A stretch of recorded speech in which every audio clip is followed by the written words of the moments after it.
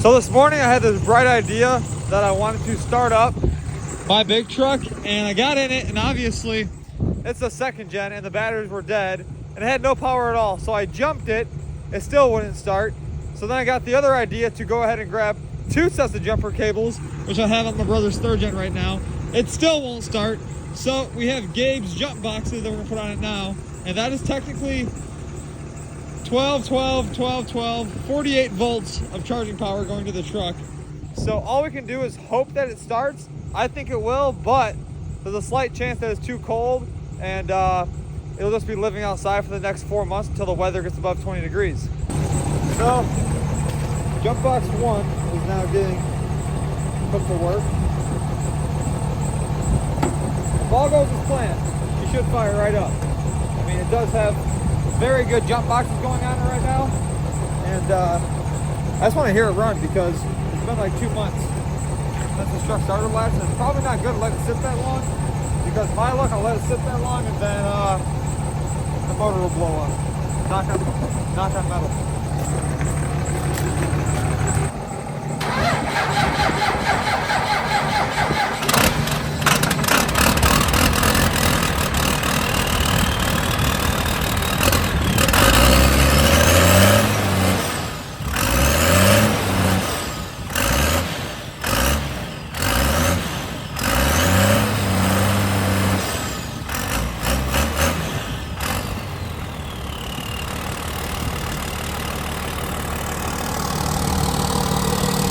Should not have started that easy. Why was that not a cold start at all? That's depressing. I wasted all this time freezing for it to fire right up. We need batteries. Today we have a very big project to get done, and that involves my mega cab, which I just got the new tubing bender that I was talking about in the last video. This thing is absolutely sick. I got the measurement for my tie rod already cut down inside tubing. Got the tubing sitting inside the bender, and we're gonna build a tie rod and the steering arms for the mega cab. Go ahead and get a track bar built. We got tubing here now. My brother's gonna go ahead and get all the shocks put on the truck today. On the front of it, we're probably gonna mock up the rad flows for the secondary shock outside of the coilover. Then the front end of this truck is complete, minus the sway bar. I am still waiting on some parts to be cut to hook up a Heim joint to the stock sway bar itself. And then once the front's done, be able to get the traction bars on the truck, get the rear shocks onto it that I ordered that match the front. I bought this bender off one of my friends that I used to work for, actually, like 4 years ago when I first got into lifting trucks. And finally, after 4 years of convincing, I finally now own this bender, which I'm very excited for. We're gonna go ahead and get all the stock steering off of this truck. We're going to drill out the axle to 3/4 on the knuckles and the pitman arm. That way we can run the big giant beefy Heim joints on the front end of it.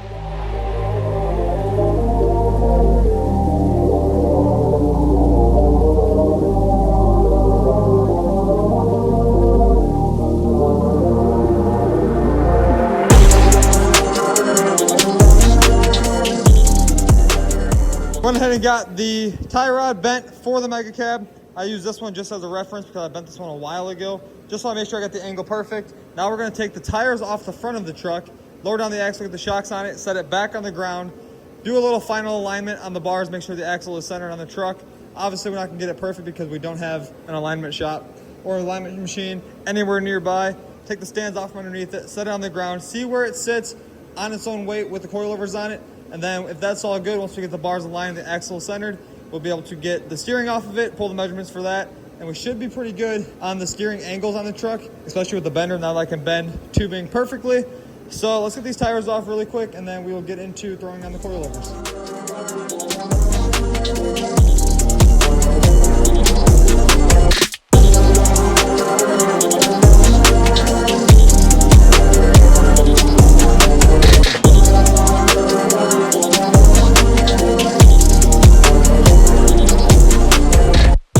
So as you guys just seen, we were just working on getting both the coilovers on the truck. My brother went ahead and got the passenger side upper resi mount installed onto the truck. I'm getting ready to put the overlays onto the front of the lower coil brackets while he works on getting the other reservoir mount on the truck. This is what I end up designing for the front of it. Obviously I can do anything I want inside there, put my name, put something else, put a design, but I think overall that should make the truck look a lot better from the front end because you'll have a nice overlay onto that bracket. I probably will end up cutting these things out of mirror finished stainless steel to match the cradle overlays that I have for when I get polished wheels this year. But now that we got that on. I gotta get the other control arms put back onto the truck. Set the truck back down on the ground, do all the alignments. I'm going to get into putting the tie rod on it, build a drag link for it, and then we'll be able to hopefully get this truck out of the shop here today. The truck moved over to the other side of the shop. I used the Bobcat with some straps to hold it up. That way it doesn't topple back and forth while I'm building the track bar. We got the coilovers installed onto it like you guys just seen. I still have to align the axle. Has to roll back a little bit, but right now I'm working on getting the track bar built before I start doing any other adjustments, because right now everything is dead centered. Then once the track bar is built, I'll build the sway bar links from the sway bar here to the stock point on the axle. Then I will build the drag link, which will complete the front end of this truck. I still have to take the tie rod off the bottom because right now it's just tacked on there, but I wanted to make sure the measurement was perfect. So right now we are going to bend the panhard bar from right here up to there. That way it can't bind up right there. So I'll come out straight with it, make a bend that goes up to that drop bracket. That'll lock the truck in side to side. We'll be able to move it around. And then obviously the straps are on it right now so it can't topple over. Just went ahead and bent this piece of tubing right here for the panhard bar on the front end of the truck. So right here it will mount at the axle. Then I'll run it up to the top mount for the panhard bar. I'll cut the tube right where it needs to be. I'll be able to adjust that for the truck to go side to side. So we're going to get this bolted on this side. Then we're going to go ahead and go underneath there, pull a measurement to get the heim joint welded into this tube once we cut it down. And then after that's done, take all these straps off, build the drag link, build the sway bars, and we should be like right there to this truck being able to drive, minus the transmission that is just sitting outside of it.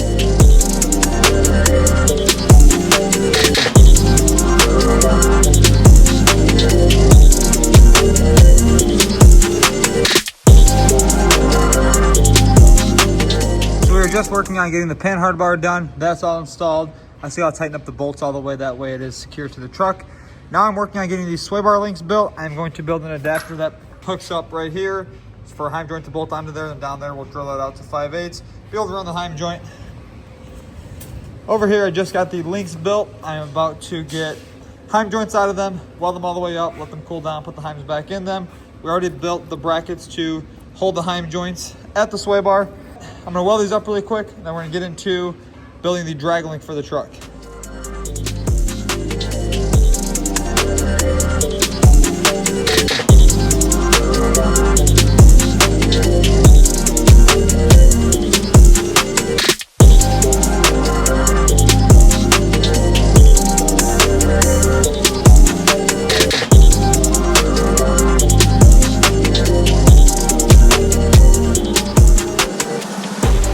What I just did is I went ahead and drilled out the axle to 5/8, drilled out the upper sway bar to 3/4 to hold the mount up top, and then bolt the heim at the bottom. Come over here. I just got the sway bar link built, the tab built. I welded a bolt into it so that bolts onto the stock sway bar itself, and this bolts onto the axle. And it is the proper length for the new lift kit. So now I'm going to get into installing the sway bars on it, and I'll be able to bend the steering for it. And then the front end is complete, minus the stabilizer shocks at the bottom. I still have to build a bracket onto that 2-inch tubing to bolt on these steering stabilizers for the truck. Then once all that's complete, I'm going to spin it around. I'm going to finish up the rear lift kit, get the rear traction bars built. And then the lift kit's done, and we just wait for the transmission to appear back into the truck.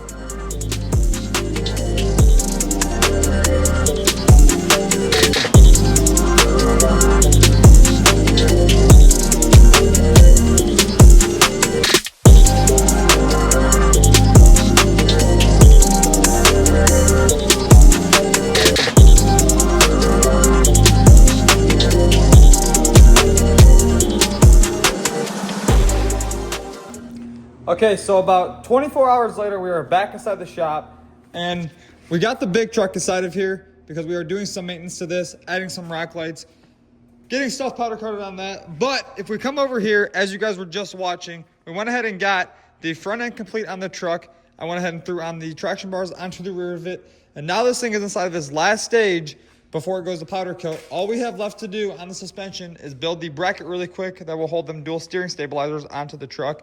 Then once that's complete, I'll be able to put it up on stands, take the wheels and tires off. I will set the truck down onto my RYD stands. I have decided that I'm not going to powder coat the axles on this truck just because I am using it to tow and daily driving it every year. So we will be painting the axles, probably flat black or a gloss black. We'll paint the frame on the truck. I'm not gonna take the frame off just yet because I know if I take the frame off this truck, it's gonna lead into something that it shouldn't lead into, especially with this truck. Me and this truck have a love-hate relationship, and I tend to break it a lot. Why? I don't know, because I have replaced literally everything on this truck between the axles, the motor, the trans, the bed, the hood. It's on like its 4th front bumper and like its 3rd rear bumper. So yeah, you guys get the memo.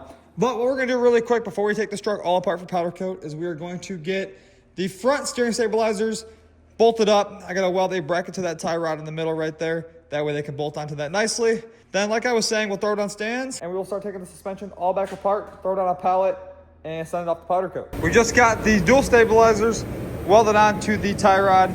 And now we are getting ready to take all the wheels and tires off. We're gonna throw it on the axle stands like I was saying. And then it is time to take this truck all apart, which is like the best part, but the worst part, because I just got it completed literally 20 minutes ago.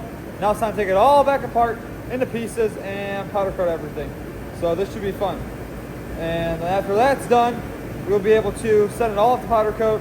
And hopefully like in a day, I'll have everything back, and we'll throw it back together. And then we got a bunch of stuff that needs to get powder coated for that truck as well.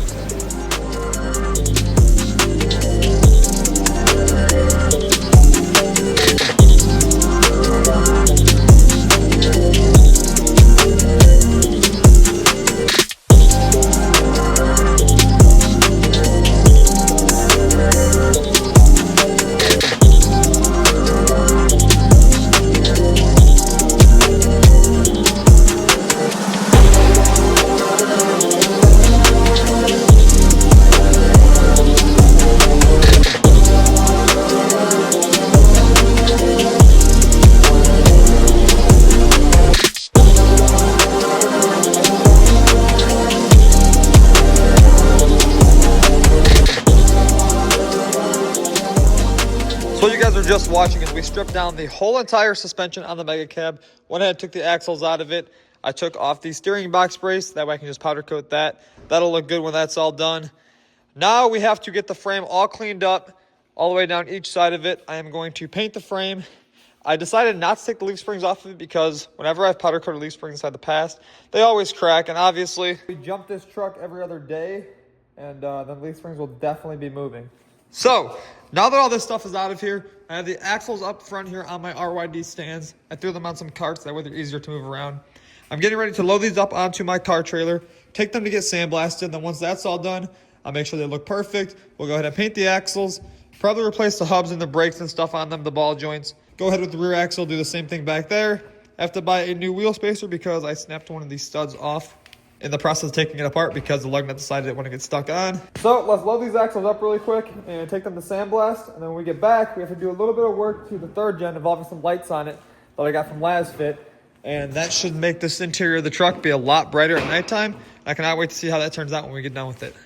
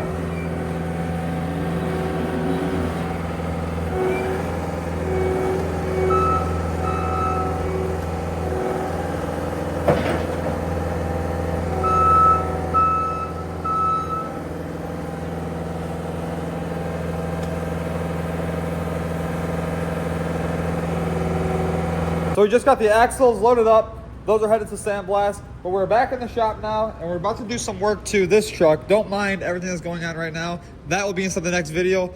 But we do have some lighting for the interior of this truck from Lasfit. They went ahead and sent us out some of their bulbs for the interior dome lights because right now it has LEDs inside of them, but they like flicker. They look disgusting. And that should look a lot brighter inside there at nighttime.